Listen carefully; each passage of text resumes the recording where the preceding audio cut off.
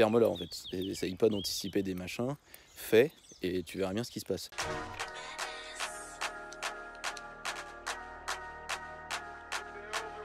Les Français n'ont pas de culture design.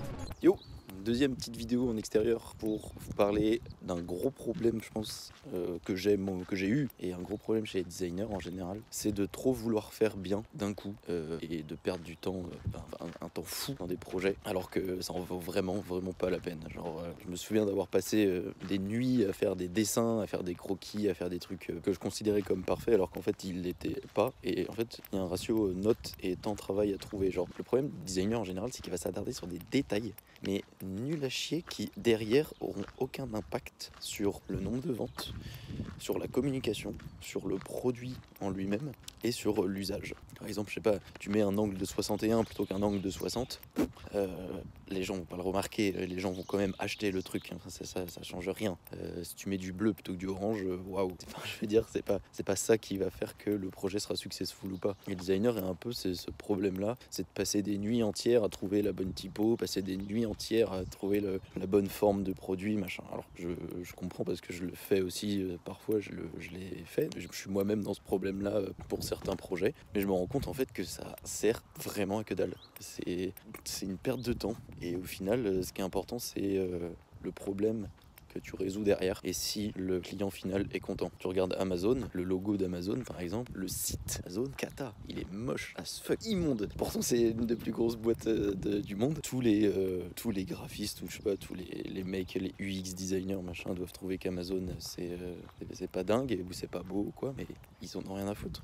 Ils exécutent hyper bien, ils ont des super référencements, etc., etc. Et au final c'est ça qui compte.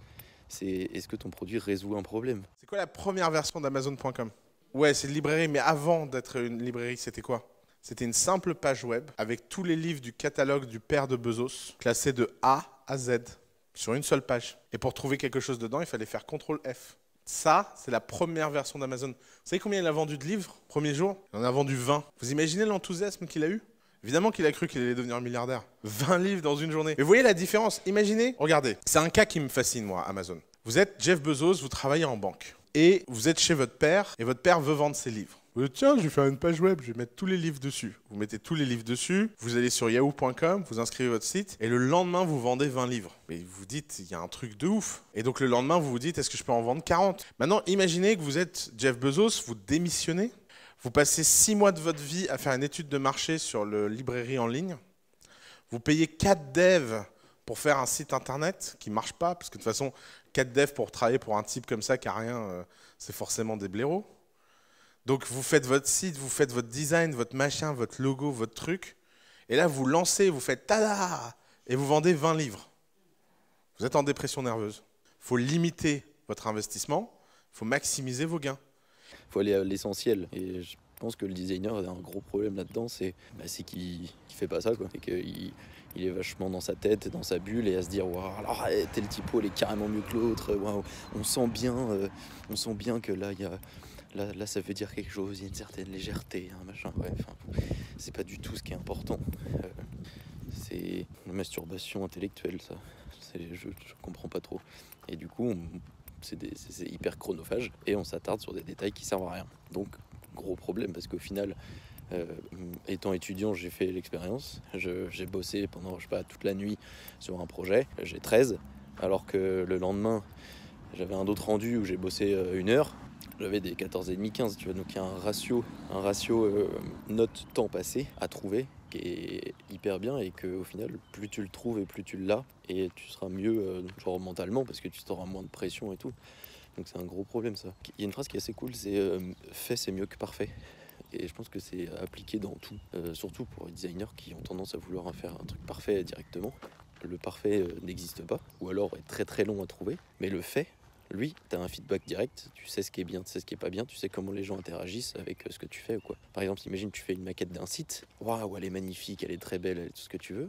À partir du moment où tu la mets dans les mains de tes utilisateurs, ils vont en faire n'importe quoi. Ils vont penser à des trucs que tu n'as même pas pensé. Ils vont utiliser les boutons pas comme tu l'avais prévu, etc. Et c'est ça qui est important. C'est pas eux qui sont cons, c'est toi qui n'as pas été intelligent de le mettre entre les mains de tes gens. Donc ça sert à rien de faire un projet pendant 2 ans dans une cave et pas le montrer. Vaut mieux le faire main dans la main avec les gens en fait.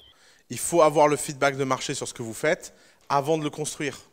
Ça ne sert à rien de construire quelque chose dont tout le monde s'en fout. Ça rejoint en fait ce que je viens de vous dire avec le design et de passer trop de temps à faire les choses. C'est que les gens en fait vivent dans leur idée et dans ta tête tout marche. Tout marche, il y a rien qui est... Le cerveau aime pas la contradiction et aime pas quand ça marche pas. Donc forcément quand tu fais un truc et que tu penses à un truc, il y a tout qui fonctionne. Donc il faut se confronter au terrain le plus rapidement. Et il y a une conférence d'Oussama Hamar justement qui parle de ça. Et il y a pas mal de parallèles avec le designer. C'est pour ça que dans les certaines vidéos je vous ai dit que le designer a vocation je pense à devenir entrepreneur et non créer des lampes à vie, tu vois. Je pense que le designer a beaucoup plus de légitimité à faire des choses impactantes que plutôt qu'à faire des chaises. Donc voilà, évitez de passer trop de temps sur vos projets. Allez à l'essentiel, parce que imagine que tu es à la veille d'un rendu, tu iras à l'essentiel, tu vas pas t'amuser à faire voilà, je vais prendre toute la nuit pour choisir ma typo. En vrai on s'en branle, c'est pas ça qui va être noté, c'est la cohérence de ton projet global qui va être noté, c'est pas la couleur de ton logo. Donc ça veut pas dire qu'il faut faire des choses moches, ça veut pas dire qu'il faut pas prendre le temps de bien faire les choses, ça veut dire qu'il faut pas s'attarder trop longtemps sur des détails qui n'auront pas d'impact sur ta note ou sur ton projet en général. Ce qui est important, c'est savoir comment les gens vont interagir, vont s'en servir, s'ils aiment ou pas, et de savoir si ton projet leur convient, etc. etc. Les gens, ils s'en battent la grâce, hein, le bouton soit à droite ou à gauche, eux ils veulent que ça fonctionne et que ça résolve leurs problèmes. Voilà, c'est tout. Et bah oui, quand tu fais un truc en une journée, bah c'est pas parfait. Les gens peuvent s'enthousiasmer pour quelque chose de pas terrible si le concept leur plaît vraiment. Et à chaque version, la qualité est meilleure. Regardez autour de vous tous les produits qui sont... Regardez le nombre de fois où vous avez acheté quelque chose de décevant et que ça continue à cartonner. Ce qui compte, c'est d'avancer. Il y a une interview de Steve Jobs, il faudrait que je la retrouve, où Steve Jobs parle de ça. Il dit que la leçon la plus dure qu'il a dû prendre en tant qu'entrepreneur, c'est de comprendre qu'il faisait des beaux produits, non pas pour les clients, mais pour son ego. Et que lui, personnellement, ne pouvait pas se regarder dans la glace s'il n'était pas fier de son produit. Mais la meilleure leçon business qu'il ait prise, c'est de comprendre qu'il n'y avait aucune conséquence à la qualité du produit sur la vente du produit. Et que chez Apple, ils faisaient des beaux produits pour eux, pour être fiers, parce qu'ils ne savaient pas faire autre chose. Et bah, faire un bon produit, c'est dans la même catégorie qu'aller au théâtre, au cinéma et au resto. C'est que c'est quelque chose que tu fais pour toi-même, pour te sentir bien. Et c'est pour ça qu'il arrive à Apple de faire des produits pourris et de survivre. Regarde le clavier du dernier MacBook Pro. C'est une cata. Apple n'est pas mort, hein. Et Apple va pas mourir. Donc les projets de design, et même les projets étudiants en général, fais comme tu voulais le faire, donc fais-le bien. Si tu as des attentes particulières, fais-les. Mais va pas te faire chier, va pas perdre ton temps et va pas aller chercher les derniers pourcents de ton travail et et faire 2 nuits blanches d'un coup juste pour avoir 1 ou 2 points de plus. Je veux dire, c'est pourquoi faire? Pourquoi faire? Ça n'a pas d'intérêt. Autant avoir une vie plus cool, plus fun, avec une santé mentale un peu mieux, plutôt que de se stresser de ouf juste pour avoir 2 points de plus, quoi. Et typiquement, par exemple, le fait de trop travailler, ça je l'ai expérimenté par exemple avec YouTube. YouTube, j'y connaissais rien quand j'ai commencé, ce qui est normal. J'ai mis 1 an à sortir ma première vidéo, ce qui est complètement débile, absurde, parce que je me suis dit, waouh, on va me reconnaître, ouais, la vidéo, si je dis une connerie, et bah, les gens ils vont m'engueuler et tout ça. J'ai mis 1 an à la sortir, elle est sortie, ça fait 0 vue. Voilà. Typiquement le cas de rester dans sa tête et de rester dans sa bulle et de se dire, oh là là, si je fais ça, il va se passer ça, ça, ça et ça. Ça, c'est de l'anticipation, ça marche pas. C'est anticiper le futur, donc c'est complètement débile. Par définition, le futur est imprédictible, donc ferme-la en fait. Essaye pas d'anticiper des machins, fais et tu verras bien ce qui se passe. Donc plus je bosse sur un truc, plus je vais avoir des attentes fortes. Et c'est pareil dans tous les projets, donc que ce soit étudiant ou non. Plus je bosse sur une vidéo et plus j'ai d'attentes sur elle, plus je me dis waouh, il faut que le nombre de vues soit supérieur à la vidéo précédente, il faut que le watch time soit bon, etc. etc. Alors que là, sur des vidéos comme ça, de ce type-là, téléphone en main et tout, j'ai 0 attente puisque j'ai rien préparé. Il y a une métaphore qui est assez cool. C'est des Vikings, je crois, enfin je sais pas si c'est vrai, hein, mais c'est les Vikings qui brûlaient leur bateau. Je crois que c'est un bail dans le genre. Comme ça, en fait, quand ils partaient à la guerre, ils partaient envahir un territoire. Ils n'avaient pas le choix que de gagner parce que du coup, ils n'avaient pas de bateau pour rentrer chez eux, tu vois. Il n'y avait pas de plan B. Bah, nous, on se met un peu dans ce cas-là. On fait un peu tout à la der. Comme ça, on n'a pas le choix que de finir et de rendre le truc à temps et d'avoir un truc pas forcément le plus parfait du monde. Alors certes, il y a des trucs à affiner et tout ça, mais on a fait 80% du projet en 2, 3, 5 heures. Typiquement là, genre on a un projet à rendre pour jeudi, d'un projet long, ça fait 4 mois qu'on est dessus. On a une phase muette à faire, donc une phase où nous en tant qu'étudiants on n'est pas là et c'est le jury qui vient voir nos stands. Donc on crée des stands avec le résumé du projet, avec des fiches explicatives, etc. Et nous on peut pas défendre nos trucs. On n'a pas commencé, donc là on est le lundi de Pâques. Le rendu c'est jeudi, on n'a rien fait encore, donc on va bosser demain et mercredi, et voilà, donc il faut qu'on imprime nos mock-ups, là, enfin nos fiches, il faut qu'on fasse toute la présentation, etc. Donc c'est un peu stressant, mais en vrai, c'est pas très grave, hein. On va faire 80% du travail en 2 jours, les 20% restants, on va peut-être, on les fera pas, mais au final, si on avait fait 100% du projet, on aurait peut-être genre 14. Si on fait 80% du projet, c'est bon. Si on a 12, ça va pas nous empêcher de dormir, tu vois. Update, on a fait la présentation jeudi, donc là on est vendredi. Je sais pas si je vais poster la vidéo aujourd'hui, mais on est 15,4 je crois. Donc voilà, pour le temps bossé, je pense que c'est largement suffisant. Je mettrai des vidéos de d'autres groupes, des stands des autres groupes et de ce que les autres ont fait.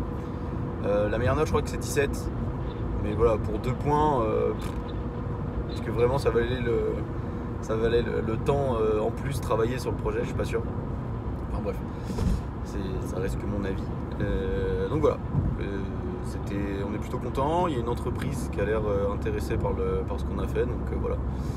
Retour la vidéo, tchuss. Alors que normalement on aurait pu passer 2 semaines. Plus t'as de temps, de toute façon, plus t'as de temps, plus tu vas prendre de temps. Et ça c'est un peu un piège. Et donc gérer son temps c'est assez compliqué, surtout quand on est dans le milieu un peu artistique et tout ça. C'est assez pute. Enfin genre si t'as 2 semaines pour faire un truc, tu mettras 2 semaines pour le faire. Donc voilà, dis-toi que t'as un jour et fais-le en un jour. Tout projet peut être lancé ou peut être fait, peut être maquetté en moins d'une semaine. Tous les projets.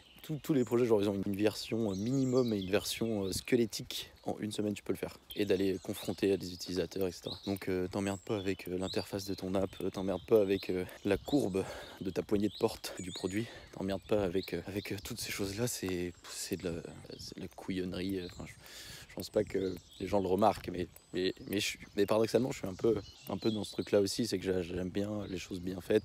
Ça m'arrive aussi de passer beaucoup de temps sur quelque chose pour qu'il y ait un bon rapport, un bon ratio de poids, taille, épaisseur, etc.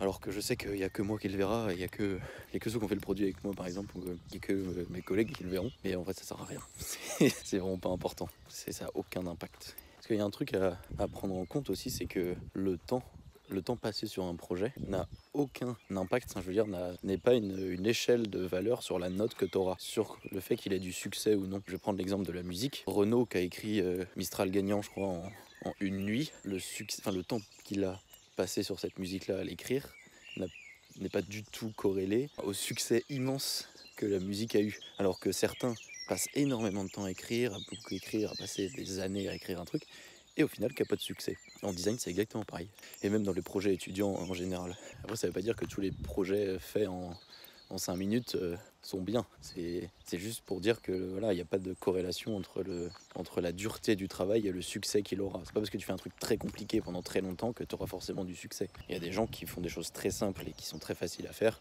et qui ont un succès immédiat, donc il faut décorréler ça. Et c'est pareil dans les études, c'est pas parce que tu vas passer toute la journée à relire tes cours et à faire je sais pas quoi que tu vas avoir une super note. Après, ça veut pas dire que pas bosser non plus fera de toi un génie. Faut juste avoir un bon ratio, je pense. Moi, j'ai pris l'exemple de Renaud tout à l'heure. C'est un écrivain hors pair.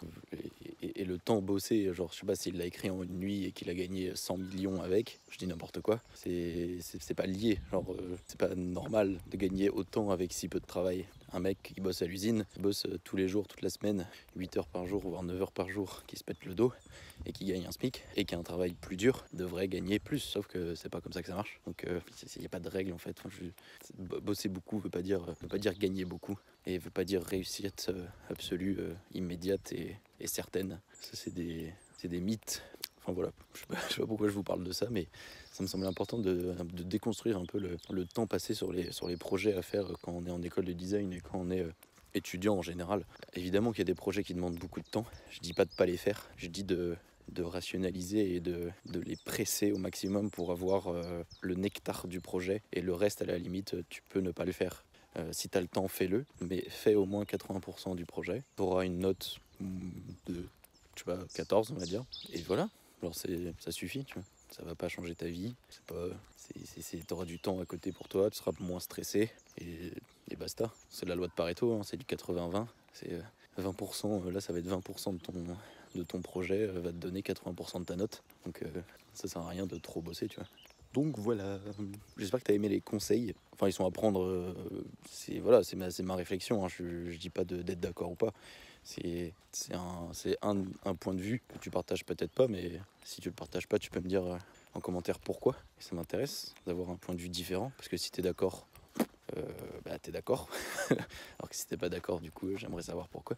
Mais mets un com, lâche un like, abonne-toi, et puis voilà, si t'as des idées de vidéos, des idées de contenu comme ça à faire. Parce que moi j'aime bien marcher dans la nature comme ça, je trouve ça assez cool.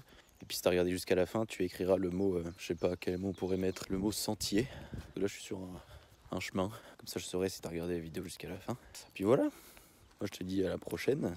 Tchuss, bisous. Passe une excellente soirée ou une excellente journée. Je sais pas quand est-ce que tu vas regarder. Enfin bref, voilà, bisous.